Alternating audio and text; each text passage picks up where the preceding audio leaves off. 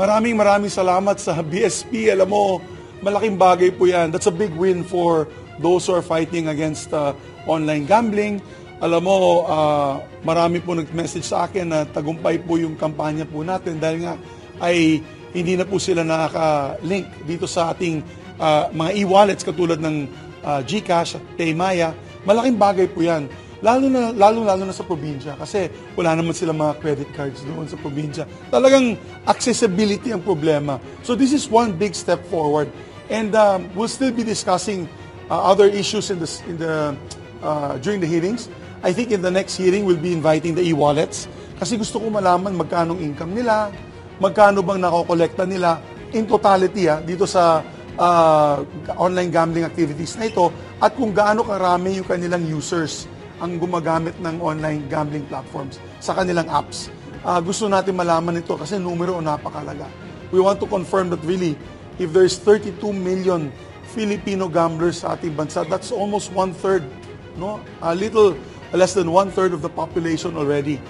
Biro mo, in every household, that's almost 1 to 2 individuals in every household na nag-online gambling na nalululong sa sugal. Kaya kailangan natin malaman ito. And of course, gusto din po natin malaman sino ba talaga mga may-ari nito.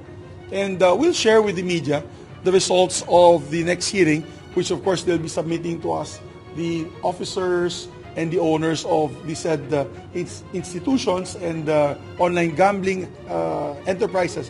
Para malaman ba natin may mga politiko ba involved? Meron bang mga bilyonaryo, mga kung sino-sino man? At least the public's informed. Will inform the public. Kasi katulad na binanggit ko, napakahirap itong laban na ito dahil mayayaman ang kalaban natin. Puro mga multi-millionaire, puro mga bilyonaryo, puro mga well-connected. Kaya papasalamat kami sa BSP. Saludo po kami sa BSP sa ginawa po ninyo. That's one way of removing itong epidemic on this online gambling. Pero sir, sabi kasi Erwin, yung iba lumipat, mga advisory na the fun continues sa Viber, meron din daw sa Lazada, nag-offer pa ng vouchers. That's why we need a law. Kaya kailangan natin ng batas. Kasi kung may batas, bawal na lahat ng platform, Viber, WhatsApp, lahat ng mga Google platforms, dapat matanggal na talaga yan. So, that's why we need a law. Kailangan natin ng batas. And that's the only way to stop this menace. Okay, sir, total ban pa rin? Ako'y total ban pa rin. Yeah, total ban pa rin.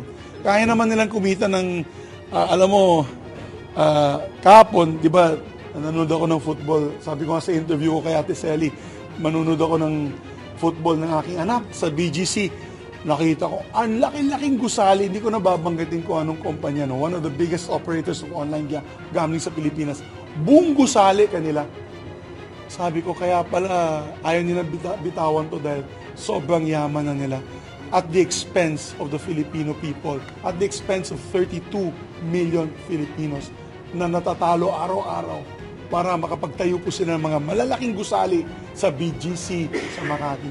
Kaya sabi ko, wag po tayo maengganyo, wag po tayo madala, wag po tayo maging enabler sa mga ganito klase, mga masamang bisyo, no, para sa ating lipunan.